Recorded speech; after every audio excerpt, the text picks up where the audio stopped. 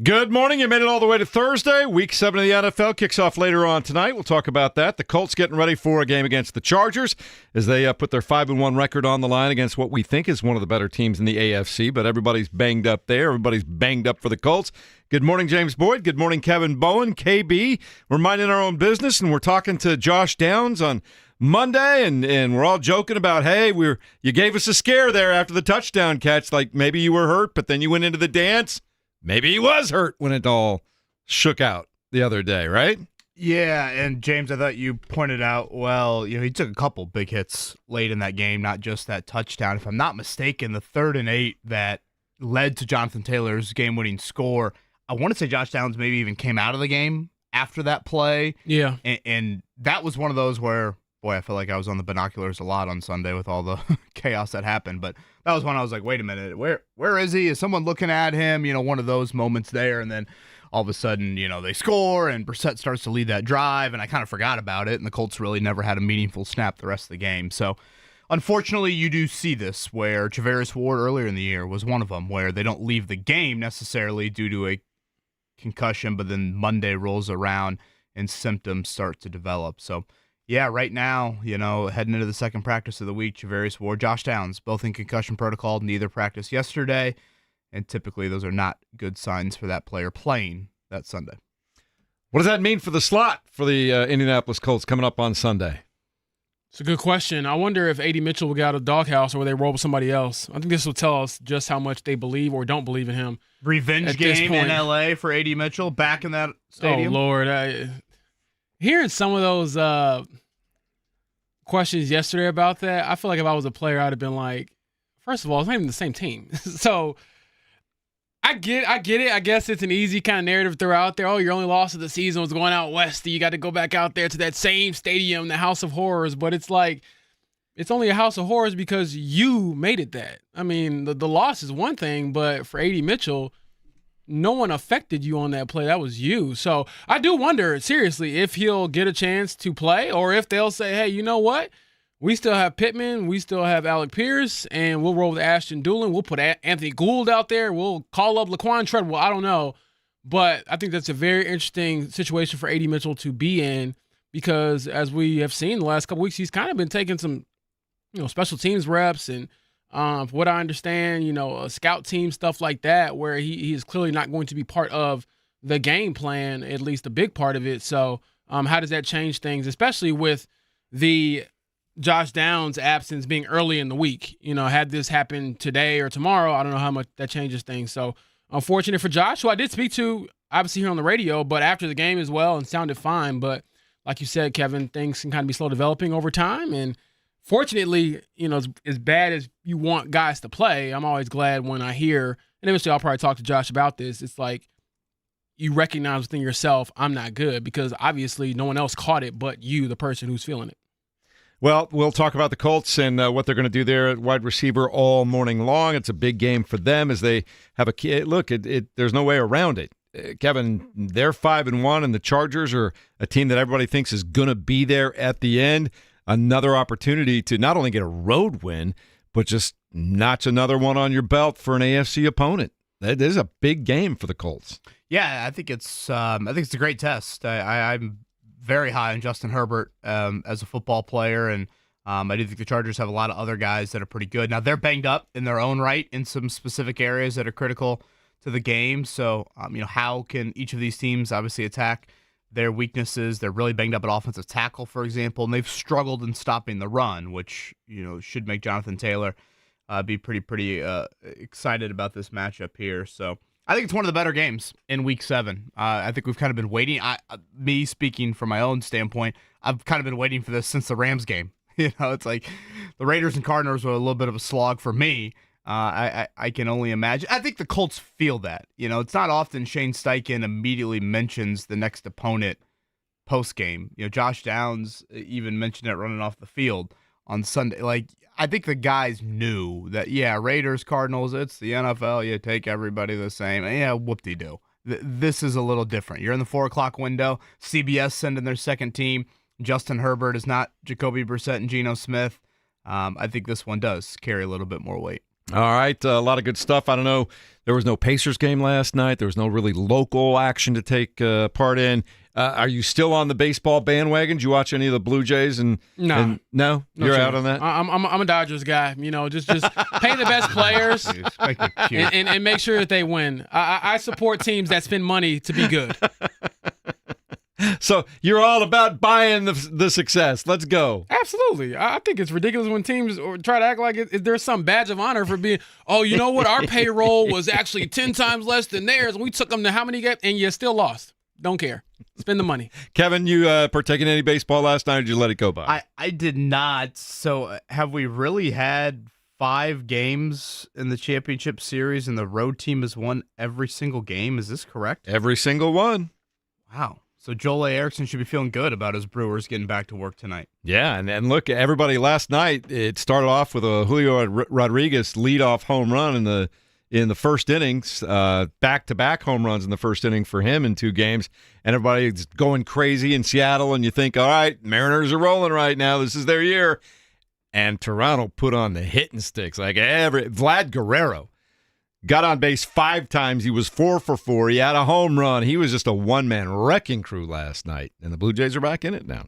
2-1 for the Mariners. So a lot going on. And they got NFL coming up later on tonight. Pacers don't play till tomorrow. We got college basketball starting tomorrow. So we're getting ready to head into a very busy time. And like I say, I wake up every morning and I check just to make sure.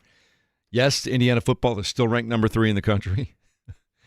Yes, the Colts are 5-1 right now. Yes, everybody's excited about possibilities for Indiana basketball, although nobody really knows what's going on. And Purdue is ranked number 1 in the preseason poll for the NCAA men's basketball. So it's a good time to be here, man. Yeah, probably it's a really good time to be here. Probably could wait on mentioning Indiana basketball with those other teams, given their recent history here. But I know a fun event tonight over at Gainbridge Fieldhouse, the Monon Spike match. Indiana's volleyball team against Purdue's volleyball team inside of Gainbridge Fieldhouse. And Indiana's ranked now, right? Yeah, I think Indiana's having a year that they haven't had in a long time, and Purdue has traditionally been, a very good Big Ten team. So I believe a ranked versus ranked matchup there. So live volleyball, always super entertaining, and I've been hearing from some people that'll be out there for that one. So yeah, Thursday Night Football, like you said, Jeff, you've got that. The Starting 5 Netflix series comes out today with Tyrese Halliburton prominently featured in that. So a little bit of Thursday action to lead us into another busy football weekend. And the Pacers' final preseason game tomorrow night in San Antonio. I'm just curious, is there like a set time that Netflix drops something on a certain date, like during the day, or is it just midnight comes and you can get access to it? I don't know. Well, if it's out there, please don't turn it on until 10:01 a.m. All right. You don't want to know anything about it, right? No spoilers. Well, I would like for them to watch our show until I got you. 10:01 a.m. I hear you. That's how that goes. But I'm just wondering, like, when we get off the air, if we can watch that. Yeah, I cannot say I've opened up Netflix too early in the morning. I don't know. When they say October 16th, don't they mean, doesn't that mean midnight? I'm sure you've got some people out there that are probably waiting until 12:01. I'm not a big Caleb, was that you last night? watcher. I know you got to get up early this week, but were you standing by? I was not, but there's aggregators out there that are just skimming through the Oh, sure. series right now, trying to get social media clips and clicks. So, So I was walking in and I saw a clip of Kevin Durant talking about because all 8 something. episodes are released at once, if I'm not mistaken. I think that's correct. So 45-minute episodes here. But again, for the selfishness of us 4 in the studio, let's hold off till 10:01. Yeah. How'd it go with your dad yesterday after you guys were just going after each other on the text line yesterday? No, we're good. We didn't take it personally. You All know, right. we have that type of relationship. But yeah, we're all Mom, good take now. it personal. Caleb went right after Pop. You tell his him, hey, dad. I brought you in this world, I'll take you out. You went He's told right me that after your dad. countless times, James. What's the old line, too? Make another one looks just like you? I haven't heard Oh, that see, I ain't one heard that before. one either. That is. Damn, some of these are aggressive. Yeah, I ain't heard Do that. I need ever. to involve these into my daily lingo, or is it too much? Just when they push back a little too hard. I brought you into this world. I'll take you out. Make Yeah, another that's one right. looks just like you. All right. Also, before we take our first break, get ready for a check down this morning. I want to say happy anniversary to my lovely bride now of 21 years. Congratulations. Yeah. And perfect timing. When we were on vacation this past summer, we went to a winery in France and we ordered a case of wine, and it showed up on the door last night. Oh, look at that. That's awesome. How that? about that? Husband of the year right How there. about that Yes, right there? Caleb, should I share what Jeff asked me the other day? Or should I? Hey, yeah. What did I miss? It's like we're sitting here after the show, and we're Jeff, and this is all jokes. He looks at me and he goes, "How's dating in Indianapolis No, I was in curious. 2025?" And I was like, and so my response was, "Is this an answer for you, or you ain't Christine?" No. I don't know. I don't want to get you in any trouble, man. You're a good You know, looking, if you want to smart. be the wingman, I could set you. I'll I be can your the wingman. wingman. I can No. set you up. I'm You know, I'm a good I don't ever point, want to but get back in the I'm not dating pool getting again. in trouble with Miss Christine. No, I never want to be So- in the dating pool ever No, again. I'm just joking, man. I'm looking over there and I see a Thank you for young, clarifying that, by good-looking, the way. smart Yeah. guy, and I'm like, how is the dating pool? Yeah. It was in your best Hey, interest. As the kids say, don't kiss and tell. But well, I guess when I'm more serious, I'll be a little more committed. But shout out to you and Christine, though, seriously. All right, That's it's awesome. going to be a good day, and I'm looking Might forward need to another it. case from France of wine to make up for I was going to say, man, he was looking at me. I was like, I don't know I if am should answer skipping this. out an hour early this morning because my son and I got to go catch a plane. We're going to go to Los Angeles and check out a couple of schools out west today, too. Could I so toss looking in one forward more there. here? Sure. I just got to speak my mind. Yeah. I think it's bleeping sick that you're visiting the campus of Southern California the same week that Notre Dame's playing Southern Cal. Not only that, but I'm leaving before the Colts play the I Chargers, think that's too. sickening. If this, people have already sent me the link. I'm sure you guys have seen it. If you haven't, every year that the Pope has died, Notre Dame has won only 9 games. Oh, yeah, boy. I've seen it a million times. My brother-in-law sent it to me this week. I told him to kiss my you-know-what. And now Jeff's telling me, oh, yeah, we're going to go on a college visit to Southern California. I hear it's beautiful out there. Can we just back up for a second? This week of all weeks? Can we back up for a second? Could you not do that during the summer? When the Pope dies, we only win 9 games, James. Let's check ourselves for a second. Privileged. This is Notre Dame football here. All right, check down coming up in a moment. It's Big not Thursday, George O'Leary's Notre straight Dame ahead football. for you. Marcus Freeman's Notre Dame football. It's coming up your way. We'll tell you all about everything else as we continue on 93.5 and 107.5 The Fan.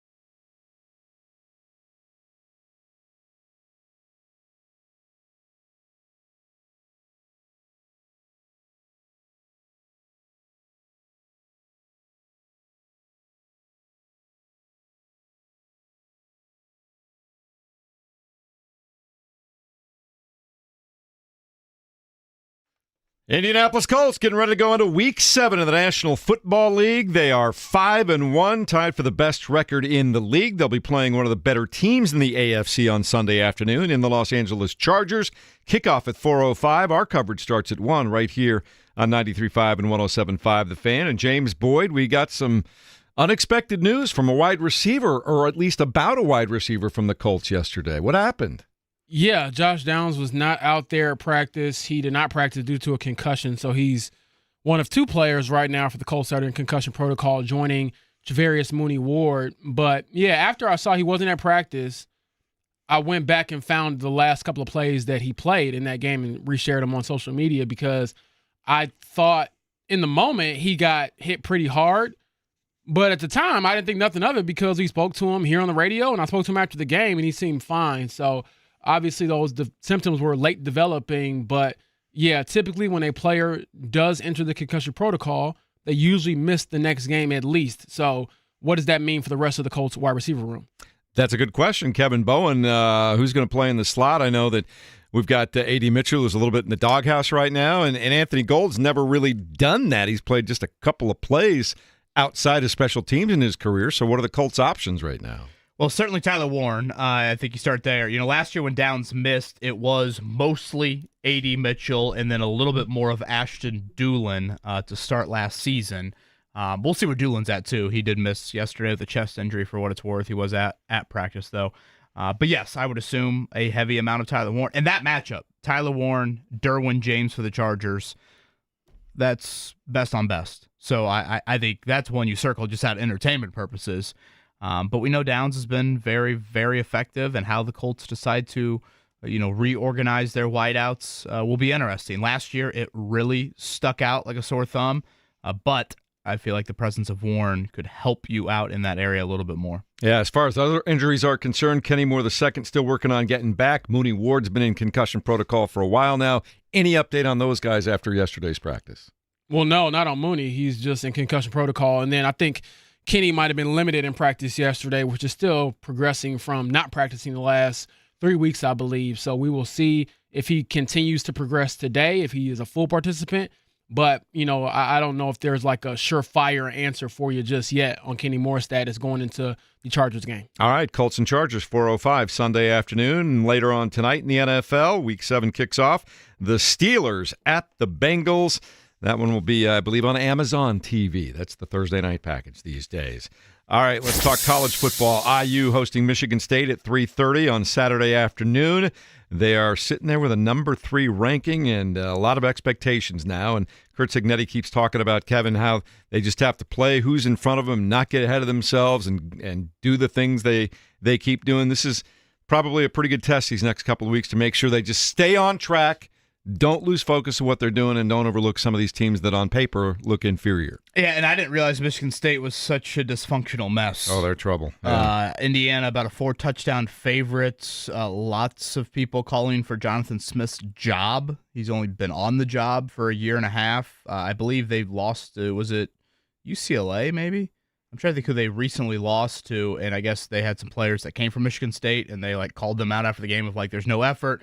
Blah, blah, blah. So Jonathan Smith, for those unfamiliar, came from Oregon State, never really had Big Ten Midwest ties, and it just sounds like this marriage is not going anywhere. So I was a little surprised the line was that big, but this looks like the ultimate homecoming opponent for Indiana, and they should beat the doors off Michigan State. Oh, wait, so real quick, you said that Michigan State had players transfer that played on UCLA, and then they played their former team, and after the game they were like, yeah, they're all checked out. They're not showing any effort, blah, blah, So blah. the new players on Michigan State called out their new teammates saying... No. The UCLA players that transferred from Michigan State calling out their old teammates. Sorry if that's... I would have told them...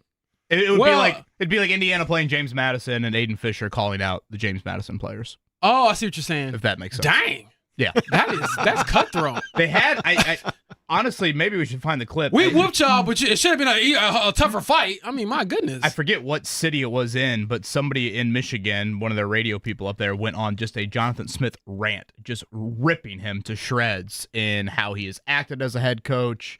They need to fire him, this and that. And, the record is not horrific. I mean, it's not great, but, whatever. They're I think you're 3-9 in Big Ten games with them. So obviously not good, but also not winless, and yet people are just roasting them. So, yeah, Indiana should roll. All right, Purdue playing at Northwestern, and right now the Wildcats are 3.5-point favorites. Vegas likes Purdue. I do too. I think Purdue's got a good chance of going up there and getting a win against Northwestern. We'll see what happens up there in Evanston this weekend. Number 20 USC at number 13 Notre Dame. Kevin's not speaking to me outside of the show right now because I'm deigning to take a trip with my son to visit a college campus, and that campus happens to be USC this He always weekend. throws the sun in there, Kevin, to kind of get us to soften up. I don't know. I'm not feel taking like, the bait. I feel like Jeff was like, you know what? We should troll Kevin Bowen. You don't really want to go visit some other school. Let's go to USC so I can tell my coworker where I'm going. How many great schools are within driving radius or shorter flying radius than I see the California? Notre Dame hat you have on. There may be Great a- school, from so I've heard. There may be a short trip to Pepperdine while we're out there, too. Jeez. Boy, I don't think he's personally going to the West Coast, but who knows? It's his choice. So we'll see what happens. I'm not worried about Pepperdine. I'm worried about Southern California. Yeah, well, you just take care of business on the football field Saturday night, and you'll be okay. 7:30. You're already nervous, aren't you? Indeed. All right. So that's what's happening in college football. College basketball tips off tomorrow night up at Hinkle Fieldhouse. Notre Dame plays at Butler. We'll talk to Thad Matta this morning at 8:30 about new and improved. A lot of new players for Butler, new injection of life into that program they're talking about. So I'm looking forward to hearing what Coach Matta has to say coming up at 8:30. You'll be able to hear that game on our sister station. Now, we are the rights holders to Butler basketball this year, but because they bump up against the Pacers so many times and Pacers have priority, a lot of these conflict games will go to 92.7 FM. That is Spanish-speaking Fuego, but it will start at 6:30 tomorrow night. It will air at 7, and the games will air in English. Mark Menor speaking Spanish? I Nick don't- Gardner? We'll ask. But that's where the game's... Espanol? But it's a terrific signal. Tango La Camisa The reason Negra? we chose that one is because it's a great signal. You can hear it all over the place. Exhibition game, just to be clear. Butler, Notre Dame coming up tomorrow, and obviously Notre Dame, for those unfamiliar, lots of Butler ties. Micah Shrewsbury, Brad Stevens' son, is on the Notre Dame roster, so I would think that'd be pretty cool for Brady Stevens, especially to be back inside of Hinkle Fieldhouse tomorrow night, where he probably shot a lot of baskets as a young kid. I Come would on, City, imagine say so. buckets. Hibachi. I will say, do you think Gordon Hayward, as the executive basketball advisor, will get in on some of these scrimmages? I mean, better to learn on the job, right? He cannot walk back into Butler and not get some buckets against those guys. He has to remind them, hey, look, I kind of built this place. I mean, he has to, right? He's less than a year and a half of being an NBA player, That's what I'm so saying. let's He's go. it's levels to this. Yeah. Anyway, tomorrow night, the Pacers will be heard right here on 93.5 and 107.5 The Fan. They'll be taking on the San Antonio Spurs in the final exhibition game or preseason game, depending on how you want to look at it, of the season against San Antonio. 7:30 start, 8 p.m. tip-off. And, of course, the great Mark Boyle will have the play-by-play. Anything else you guys want to throw in real quick on this Thursday morning? We did get an answer for our question yesterday from Wally Cox. We were asking, what's your top 5 starting Colts hoopers? And Wally Cox chose himself. Should we tease this? Yeah, let's talk about it in a second. Yeah, let's talk about All right, it in a let's second. tease it then. All right, we'll do that. And we'll also hear about how Kurt Cignetti has built culture in a big hurry at Indiana. I thought it was fascinating, some of his conversation that he had with Joel Klatt this week. We'll do that next as we continue at 93.5 and 107.5 The Fan.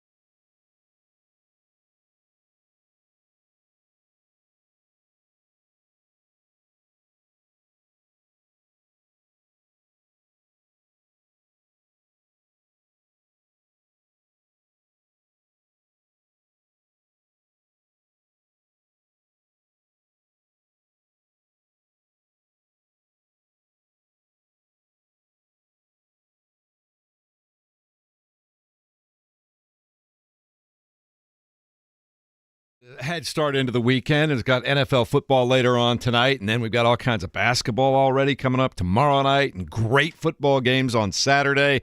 I am here for all of it. I'm looking forward to it. A moment ago, we had those worlds collide, football and basketball, because so many NFL players love playing basketball, and a lot of them will tell you they're really, really good at basketball. And they probably are because they're great athletes, James. But you were having a conversation with Mo Alley Cox about what yesterday?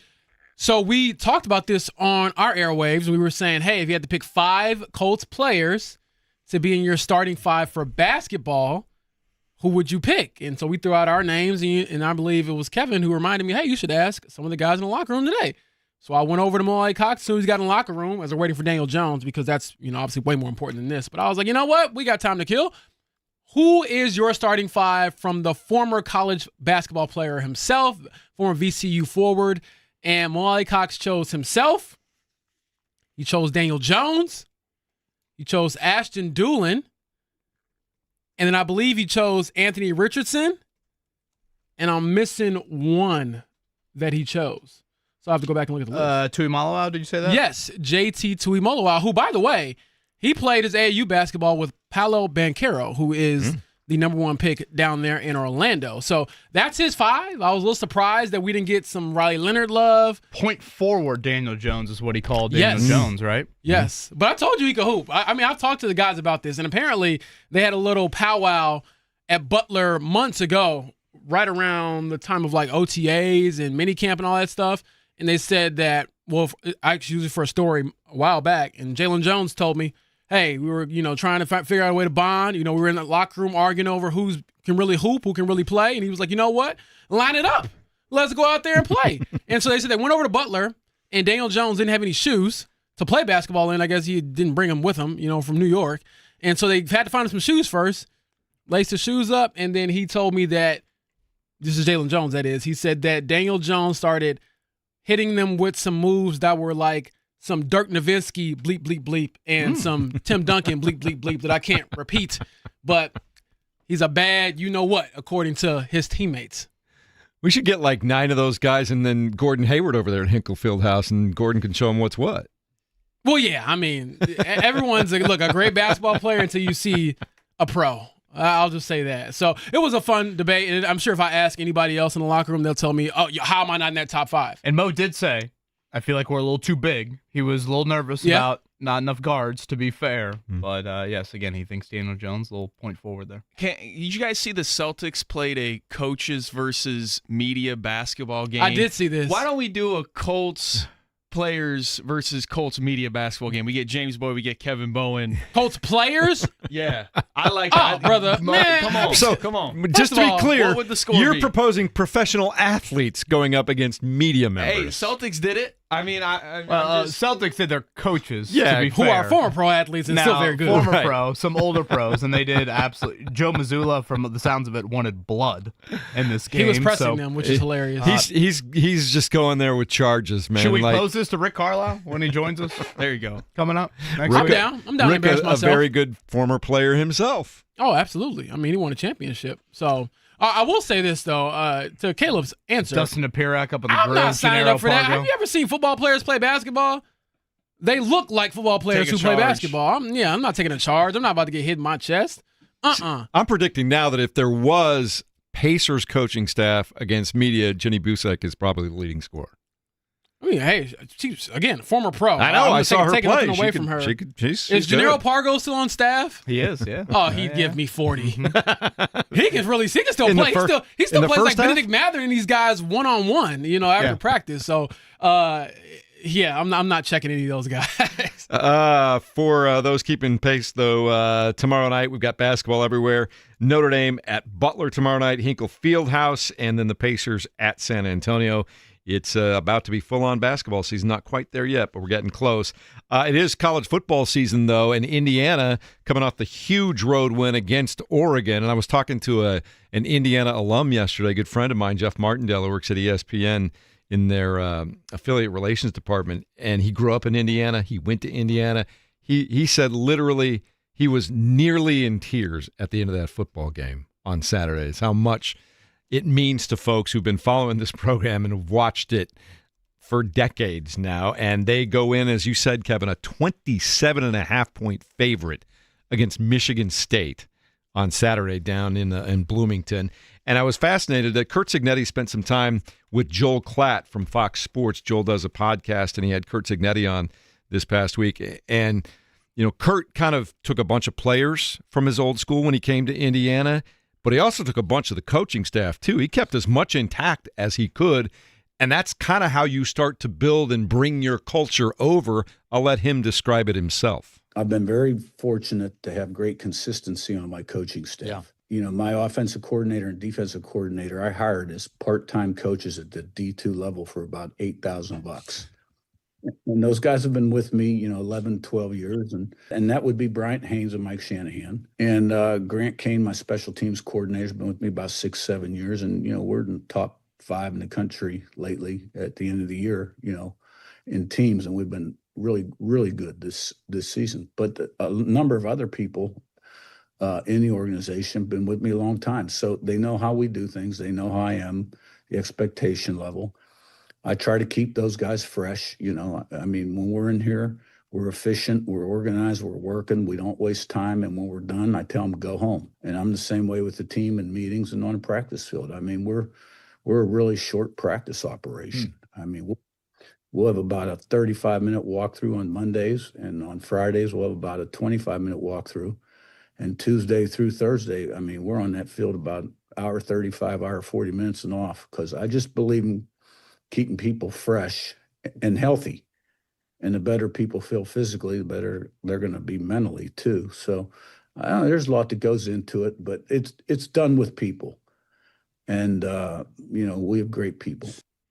And how about the fact that I love this, James, that you have something that works, you trust these guys, you've always had success with them, then you bring a number of players over as well, and voila, you're literally transplanting your culture through the people and the personalities that make it go and make it what it is, and now you set that example for everybody else at Indiana, and there is this expectation that, no, this is how it is, from this coaching staff to all the players we brought over, this is how you do things. Is working for him. Absolutely. And I think when we talk about Curt Cignetti and the rebuild that he's had and how remarkable it is, it just doesn't seem feasible realistically for anybody else to do it. If you are a program that's kind of down and out, you're thinking, okay, we just got to find the right guy and he'll fix everything. But man, this is like something out of a movie.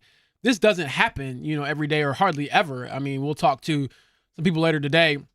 One of my colleagues, Ralph Rousseau, who's been around college football forever, here in a few minutes, and he'll give some more context to what we're actually seeing.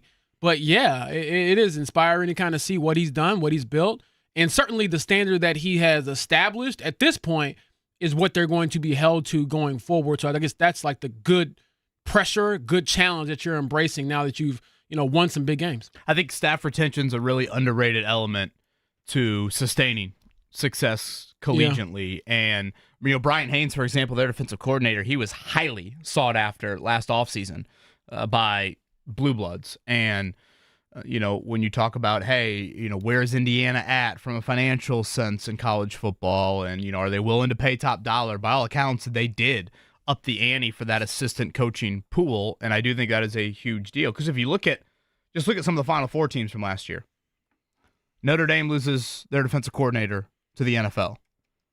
Penn State lost Tom Allen. Remember that? Tom Allen went to Clemson.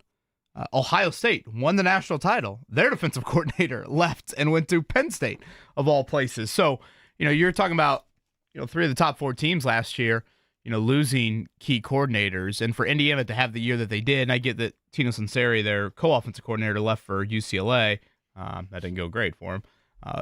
For him to retain, 2 of their guys after the year they had, that I think is pretty rare, especially in college sports. So, even Purdue basketball, you look at it, Matt Painter's had great staff retention over the years. I do think that's a really under-the-radar aspect to it. Well, they're doing it right at Indiana at this point in time. They've risen all the way up to number 3. And I was listening to a bunch of the college football programs and podcasts yesterday.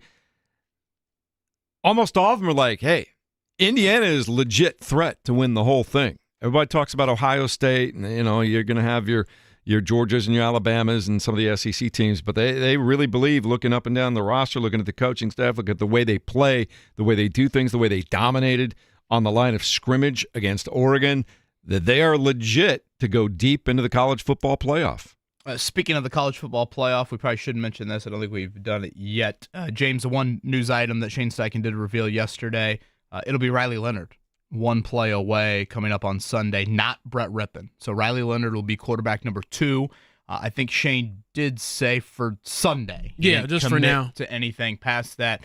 The Rippon thing, a little odd. I guess he had some travel issues. He didn't get to Indy until after Wednesday's practice. So he technically did not practice with the team yesterday.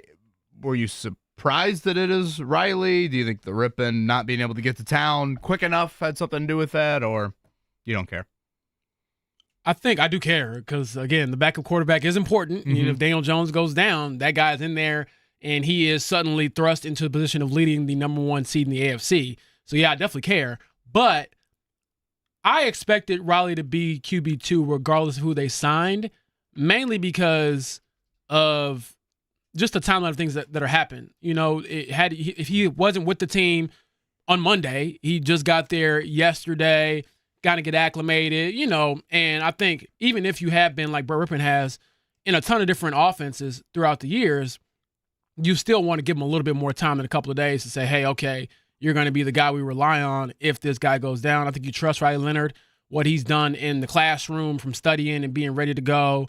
And then you get through the weekend, and then you figure it out from there. Like, okay, how do we assess it now that we have everyone where they're supposed to be, like physically in the same area, city, state, and then we go from there. So, yeah, I'm excited for Riley Leonard. He sounded excited about the opportunity, but he also said he only hopes to get in if it's a blowout. He's like, I don't want to go in. You know, if I'm going in, that means Daniel Jones has had an injury, and that's obviously what nobody wants. So, yeah, I did tell him, though, if you get in, and it's a blowout, you got to ask Shane to give you a go ball. I'm not with all that. Get in there. And it's like, you know, when I go to these high school games and, like, the teams are getting blown out, they put their bench in, and they tell the guys, hey, just run our offense. No, coach, I'm not going to the league. My parents probably not going to see me play varsity basketball very often. I'm getting me some shots up. 5 dive plays here. No. We're not running flex. I'm trying to talk to that cheerleader over there. I'm not trying to talk to, Yeah.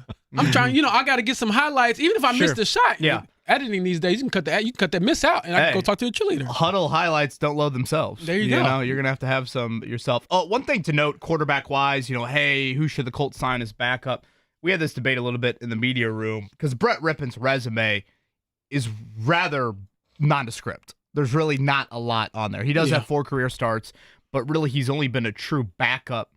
I'd say maybe 1 year in Denver for Russell Wilson. You know, a lot of people have been asked, hey, why not Taylor Heineke? You know, that if you look at the list of backups, or I should say the list of free agent quarterbacks, Heineke probably has the most decorated resume of anybody on that list. This is me assuming things. If I'm Taylor Heineke, and I know this might sound a little crazy, but Taylor Heineke could probably be a little greedy if he would like. And by that I mean this. We have seen the Joe Burrow injury already this season. We're probably due for one more quarterback to have a Joe Burrow injury. Prominent quarterback, that is. So if I'm Taylor Heineke and I'm sitting on my couch, I'm thinking, it's week 7, it's October 16th, I could probably wait another month, and let's see if insert your playoff team loses their starting quarterback for X amount of time. Could I then become Nick Foles in Philadelphia, Joe Flacco in Cleveland from a few years ago? Could I walk into more of a playoff situation and be the starter? Here in Indy, Daniel Jones hasn't missed a meaningful snap all year. If you sign here, then you're probably landlocked here for the rest of the season. So, again, that's me assuming things with Heineke. But, you know, I think some people are kind of like, wait, really? Just Brett Rippon? Well, good point. The Colts aren't in desperate mode, and Heineke isn't yet, I would think, in desperate mode. Yeah, to your point, the trade deadline, I think, is also a factor that could help him in a sense, where if you get past the trade deadline, like you said, if you wait a month, then November 4th, the deadline. Yeah, exactly. And then the Joe Flacco acquisition for the Bengals isn't an option anymore. You can't trade for anybody, so you're telling somebody if you need a backup, yep, holla at your boy. Right. I think you're both on to something there, too. I think on the other side of that, too, if you're just looking for a backup right now, Taylor Heinicke is probably going to cost a little bit more than a guy like Brett Rippon at this point in time. So from the team's perspective, not only are you saving money for somebody you hope doesn't even have to play, but I think you're 100% right, Kevin, on the Heinicke perspective.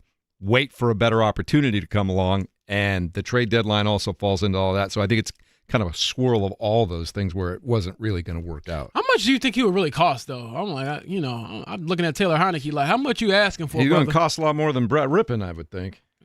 But it's also prorated too, so it's like you ain't played, so you can't come in here with too many demands here. I don't want to act like the backup quarterback's going to break the bank. I think the bank. majority of it is Kevin is right, though. Is where most of it comes down. Well, Kevin's always right. To note for Sunday, and it's something I kind of look at each week just to see if there is any past history here.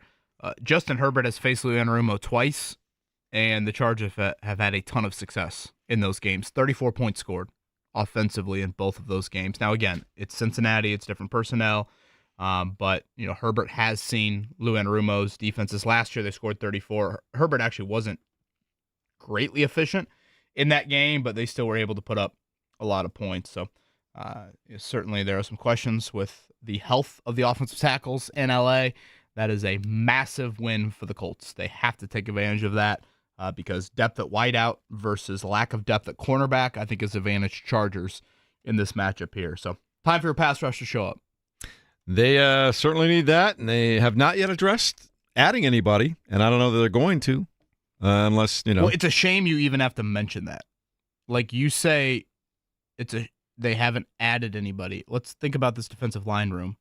You have 3 first-round picks, 2 second-round picks, I believe 2 third-round picks, and a 4th and a 5th. So in the 9 defensive linemen, you've drafted, all of them have been drafted in the top 5 rounds, and 3 first-round picks.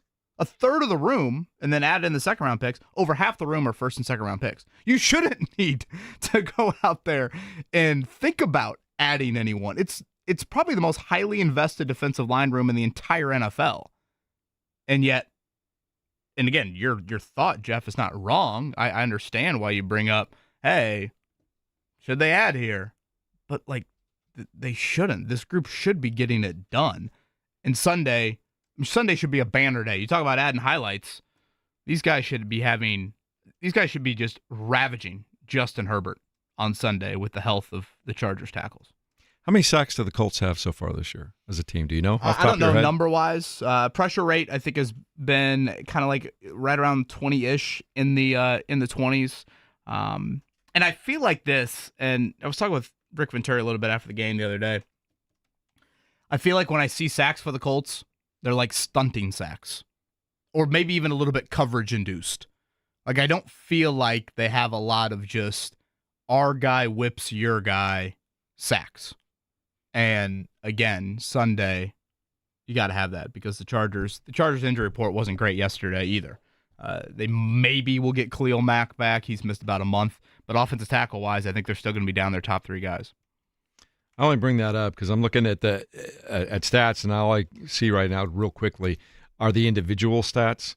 And there are 2 Broncos that have, between the 2 of them, 12.5 sacks. I don't think the Colts have 12.5 sacks as a team, do they? I mean, the Broncos had what? They have 16 as a team. The Broncos 16? had what, Okay. like 10 sacks against the Then Jets? I apologize, yeah. They had a bunch. Nick Bonino has 8 already. But my point is we haven't seen a ton of pressure. Gotten a little bit better, but we haven't seen a ton of pressure on quarterbacks so far this year. Yeah, the Broncos are leading the league with 30 sacks. The Colts actually are 7th in the NFL with 16 sacks. Why does that surprise me? It just doesn't feel like that. Yeah, Exactly. Again, I think when you look closer at some of these sacks, like It's impact plays. it's like the final drive against the Raiders when it's 40-6. That's like the critical third down. I mean, think of those long downs and distances that the Cardinals converted on Sunday. Those are the moments where you're pinning your ears back and you can't get home there. So again, just a huge, huge factor when it comes to, trying to limit the Chargers on Sunday. Based on what I'm looking at right now, ranked number 30 in the league, Tyquan Lewis has 3 sacks. Kwity Paye also has 3 sacks. That's what I've got for individual guys right now. So there's 6 between those 2 guys. And again, Laiatu's at still 1 for his first 6 games of the year. That's just not enough for a guy who was drafted as the first defensive player taken a couple of years ago. And yet they're 5-1. So there is that. Keep winning Yeah, football and games. you're actually getting into a story I'll have going up tomorrow. Is this sustainable on defense? Because they're like 4th in scoring defense this year, so they're not giving up a ton of points every game. But when you look at their third down conversion rate, they're 30th in the league. That is not just from last week. I got a chance to ask Zaire Franklin about that, and he kind of alluded to some of the success that the Cardinals had and maybe how that could have skewed the numbers. But, I mean, at what point do we look at a sample size and say this is who you are? You're a third of the way through the season at this point. This isn't like we're talking about 2 or 3 games here. So are you a bad third down conversion team on defense? And if that is the case, is it sustainable for you to keep winning in this manner? The takeaways certainly helped. You can't, apologize for that. I think if any other stat determines winning and losing in the NFL, it's can you get takeaways and can you give us short fields? And so they've done that, but it still is concerning that they haven't been at least moderately better when it comes to third down. And I think a lot of that has to do with the fact that, if you target the middle of the field for the Colts right now, it's money. All right, coming up in a moment, we turn our attention to college football. Indiana ranked number 3. Notre Dame with a big game against USC. And the senior college sports writer for The Athletic, Ralph Russo, stops by next on the Fan Morning Show, 93.5 and 107.5 The Fan.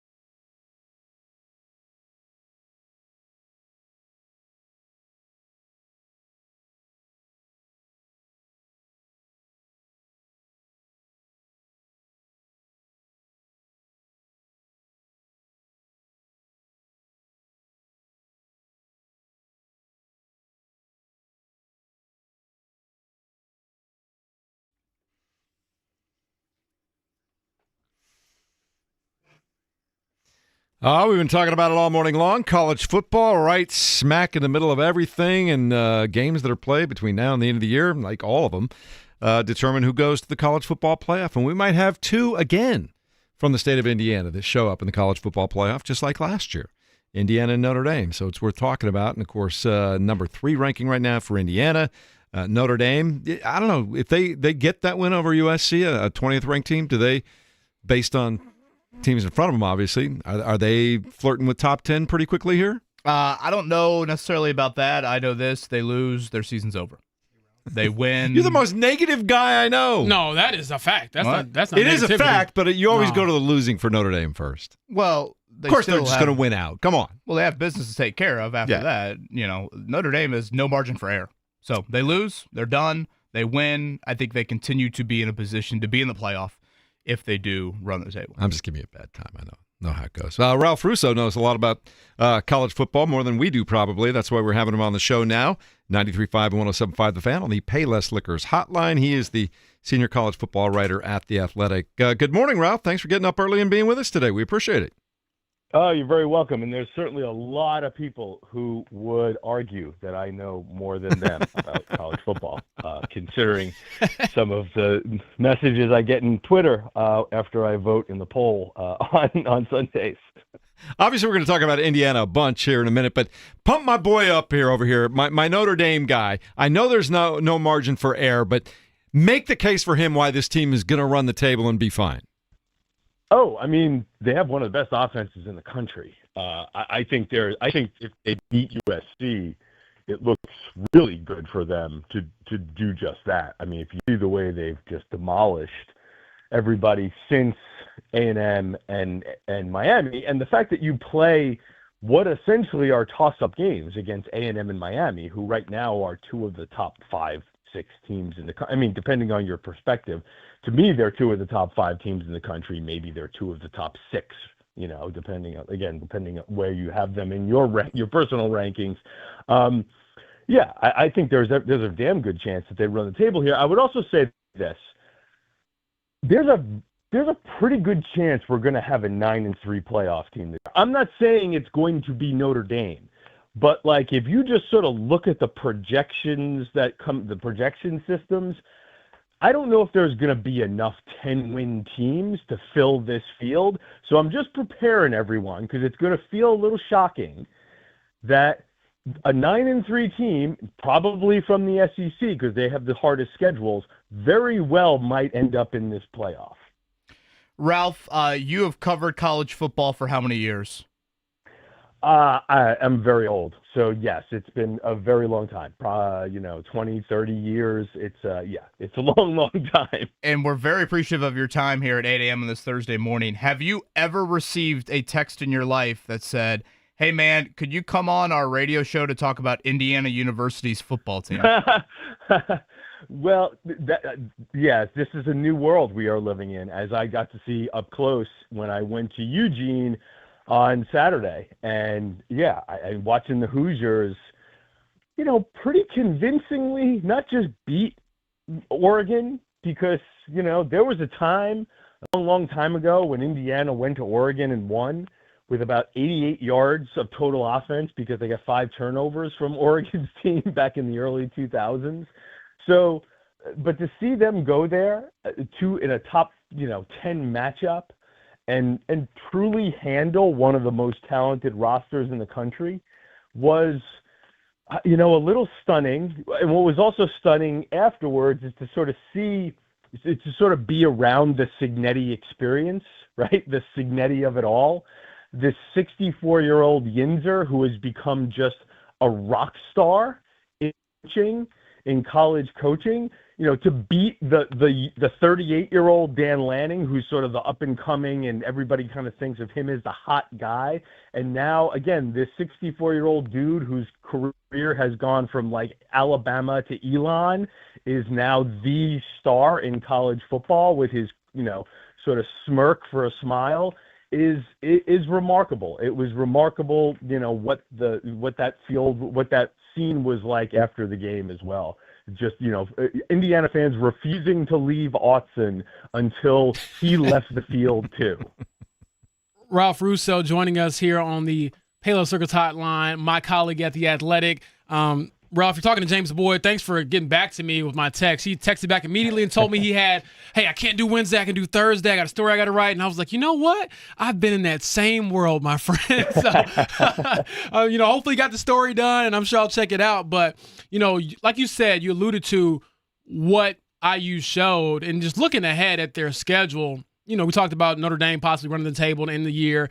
And it feels like the big tests for IU have kind of come and gone. But as I look at the rest of their slate, that UCLA game in a couple weeks, I'm like, man, is that one I should be nervous about? So are there a couple of opponents, because college football is weird, where you're looking like that's a game that IU needs to make sure they don't, stink up or something like that? Yeah, I would say I'm still interested to see what Penn State has left in the tank. The fact, and you have to go to Happy Valley, the fact of the matter is, there's still talent on that team. In fact, that literally was the story I was working on is sort of an autopsy on what went wrong there over the last 3 weeks, and hopefully, will be published in a couple hours. Was up a little late last night, in fact, getting it finished. So hopefully we got that across the finish line. So that one, again, just going to Happy Valley, the interim coach there is a Penn State lifer, Terry Smith. Who is sort of the guy who he is very much the point person on a lot of the recruiting stuff. He was one of the original guys that Franklin brought in there because he's such a good recruiter, such a good coach, and such a Penn Stater. So I would wonder what that team looks like after it sort of shakes off whatever was going on there after they lost to Oregon that threw them into such a bad funk. That's the most talented team probably left on IU's schedule. I'm trying to think of who else might be there. I don't have it pulled up in front of me. You're right. UCLA is tricky. They have sort of unlocked Nico and made their offense a lot tougher to guard now that Jerry Neuheisel is calling the plays. But the thing is, again, and as you guys noted, Indiana probably has at least one, if not two, losses to play with here. So even if something weird pops up and you get sniped by a team in the middle of the pack in the Big Ten, you still have some leeway here, especially with that win at Oregon in the bank. That's the voice of Ralph Russo, again, covers college football for The Athletic, and indeed was at IU Oregon over the weekend. In the year 2025, I think the question probably sounds a little different than maybe it would have 5-10 years ago, Ralph. Is the Indiana job somewhat comparable to the Penn State job, or is that still a ludicrous thought? No, I think it is a fair to ask question because essentially, if your school is now, this has always been the case to a certain degree, but I think it's probably framed a little differently now. If your school is willing to invest with players being paid now, the big stadium and IU has good stuff, right? They've invested in more than just the football coach. But I think some of the brand value that has always been the major factor in brand value and tradition, which has always been a major factor in recruiting, that gets chipped away when it's just about, hey man, how much can you pay me, right? Because that's why, that's one of the things that levels the playing field in pro sports, right? Only one person can be the highest paid player on every team. So at some point, that's going to, disperse the talent around a little more evenly. I do think, and I'll steal a line from my colleague on our podcast, The Audible, Stuart Mandel, the schools with the 100-seat stadiums, and I talked to coaches about this, there still is some brand value out there. There are kids who will take $100,000 less because, you know what, Georgia, I can go there and I can play for championships and they got nice things, and that's sort of that's just sort of the factory, right? So I do think the Ohio States, the Georgias, to a certain degree, the Penn States, Michigans have a little brand value head start on some of the rest. But man, again, the playing field definitely seems to be leveled. And if IU is truly invested in being a football school, and by all indications they are, yeah, it changes the conversation on whether, if to just get straight to the point, whether do you stay at IU or do you go to a Penn State? Do you stay at IU or do you go to a Florida? Right? That is a very different question now than it was a few years ago. Ralph, the last one from me, and again, thanks for your time. And it's not really a question, just a statement. I heard you say early in this call that college football fans are passionate about the rankings. Just put IU at number 1, and you'll be the big man on campus around here. The problem is, and I can't believe, like, this is a great way actually to sort of, it's another really great way to describe like where we are in the college football universe with Indiana. So I ranked Indiana number 5 this week, and you would have thought I like killed a puppy when it comes for IU fans. And startlingly, that is the lowest they were ranked among any voters, which I saw and was completely shocked. So the idea that someone could have Indiana as the 5th best team in the country, and Indiana fans would get furious at me is, I can't, like bizarro world are we living in? See, you were loved there for all those minutes on this call, and the last little, hiccup there at the end, man. I don't know. These people want to cut you off the air right there. Who did you have above IU, Ralph? I'm a truth teller. Yeah, this is just, you guys are just going to get me crushed now because I'm going to get another wave of it. So It's I have at Ralph Russo on Twitter, by the way. RAA. Well, yeah, it's so, and again, it's going to come again. I got Ohio State number 1, Miami number 2, A&M number 3, and this is the one that set everybody off. I have Alabama number 4 and Indiana number 5. But again, we live in a world where if I rank Alabama above Indiana, people think I'm an idiot. That it's like, where are we? Like, what are we even doing here? It's just, and that speaks to the amazing job that Signetti has done and what a great story Indiana is. I mean, they have been awesome, and you could have made a very legitimate case to rank them as high as number 1. I think that they were, sort of in that 3-team group of who was going to be 3 through 5 for me, and it was real close, and I landed there. And again, send all your complaints to Ralph D. Russo on X. What a stand-up guy. We appreciate you, Ralph, and we will catch up with you next time, my friend. Thanks so much for joining us this morning on the show. Yeah, guys, anytime. There you go. I love that, though. We do now live in a world where if a national sports writer who covers college football for a living ranks Indiana 5th, people are upset. Think about that for a minute. That's fantastic if you're a Hoosier fan.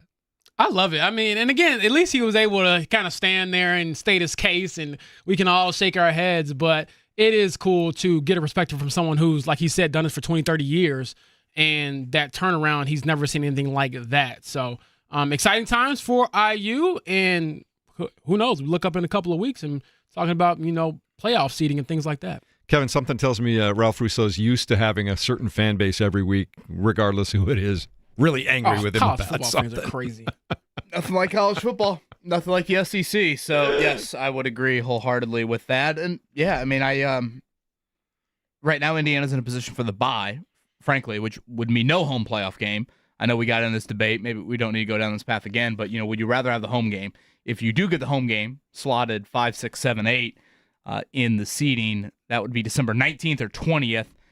And there's part of me that just it's hard to fathom seeing the Georgia Bulldogs on the visiting sideline as snow is falling in Bloomington, Indiana on December 20th. Like, what? First off, any SEC team coming to play at Indiana is LOL. And now imagining like all those just warming machines on the visiting sideline, and like all of a sudden all these Georgia, they're used to between the hedges and, a coat at a game. What? No, that's, not even fathomable. That is true. I hadn't thought about that. And now here is the SEC. Tennessee came to Ohio State last year. And we didn't get as much as that as I would have liked. Obviously, we got Indiana at Notre Dame. That was right. Very regionalized. But that would be awesome to get that. And again, Indiana right now, they're not even in that position. I know Ralph has them 5. I think most people would have them as a top 4 team right now. They're one of the bye teams, which means you immediately go to the quarterfinal. You immediately go to the neutral site. Well, it's going to be fun to watch it all play out over the next 6 weeks or so, and just to see what heights can be attained. And again, it's going to be meaningful football for folks that are fans of college football here in Indiana for the second year in a row. I mean, think about this. How about 2 years in a row having Indiana and Notre Dame both in a college football playoff? A little premature on the team in South Bend, but yeah, the team in Bloomington in a great spot. He just won't get. I cannot be a baseball fan or like a true college football fan because Notre Dame already has 2 losses. painful. Let's not act like they got a bunch of house you're right. money to You're play right with to be here. nervous. I'm just saying, man, to live like that, I feel for When you, Ralph man. Russo said the 9-3 team's going to get in, that team ain't going to be Notre Dame. Yeah, you know what it is, Kevin? Whenever you talk about Notre Dame, I just think of We Grow Hair Indy, and I'm like, man, I'm glad my boy got the hair back because those hairs are going to turn to gray worrying about this team. Look, they already have, brother. It looks great on you. There's no they are. They have. Let's talk in present tense here. Let's not talk in future tense. That's how it works. The commish texts in at 239-1070 on the Fan text line and says, if IU loses to Ohio State in the Big Ten championship game, do they still get a bye? Yeah, that's weird how they've done the championship games. Like, do they matter or do they not? They don't seem to matter as much Honestly, as they should. I feel Like, like why this should is- Indiana be punished for For making playing the the Big extra Ten title game? game, whereas Yeah. the third place Big Ten team doesn't? And I'd have to look back to last year's games. Who do we have in the Big Ten title? Was it Oregon, Penn State? Mhm. And Penn State ended up hosting, was it SMU in that first game? Yeah. So, I mean, I guess, I don't know, did Penn State get punished? I would have to look back to rankings and all of that. So, I feel those are an argument conversations we incoming can have down the about road. this from people who get paid a lot of money to argue about these things. Another reason why I love college football is that you can never agree on anything when it comes to that stuff. Speaking of Ohio State, speaking of a possible Big Ten title game, James, we should mention the Josh Downs injury from yesterday. His brother, of course, Caleb Downs at Ohio State, but concussion protocol for him. So very iffy for Sunday for him and Travarius Ward, both of those guys up in the air for Week 7. Yeah, not ideal. On a more positive note, you did get Kenny Moore the second back at practice for the first time in 3 weeks. He was limited due to his Achilles, but he's, I think, trying to angle to play against the Chargers. I saw him on Instagram posting a picture of himself pretty late last night in his practice uniform with him standing and looking off into the distance as if he's like trying to say, I'm back. So we'll see what that means in a couple of days. I love all the cryptic posts that athletes have these days. Nobody ever just comes out and says anything. It's always a picture that you have to interpret or a line that could be taken 3 or 4 different ways. I will say, Molly Cox followed me back on Instagram the other day, and I have no idea why. I was thinking my life is not that interesting at all, but shout out to him for, I guess, appeasing. He wants you to organize a college basketball or a Colts basketball game. Maybe. I think that's what that probably is. All right, Caleb, you think it's time to check it down? I do. All right. Hey, real quickly, some programming note. Are we going to have a problem with the stream coming up in a minute? I think there's going to be some maintenance going on, right? So yeah, with our streaming right now, probably in about a minute. So the YouTube chat might have some difficulties. All right, nothing we can do about that. That's just somehow programmed in way above our heads. I don't know what that's about. But here's your check down right now.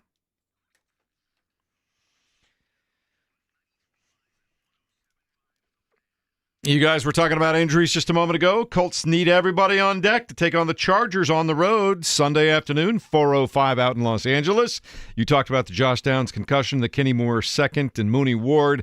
Anybody else we need to keep an eye on or worry about heading into this week? Ashton Doolin did not practice yesterday with a chest injury. He was out there watching practice, but considering the injury to Josh Downs, you're thinking, hey, if Ashton Doolin also can't go, what does that mean for A.D. Mitchell and the rest of your wide receiver room? Also been talking about it today. Kevin Riley Leonard installed as the backup for at least this week, even though they signed Brett Rippon yesterday. Yeah, Brett Rippon didn't make it to Indy until after yesterday's practice, so I don't know if that factored in with it at all, just fully getting him up to speed. So yes, for Week 7, not necessarily for the entire Anthony Richardson stay on injured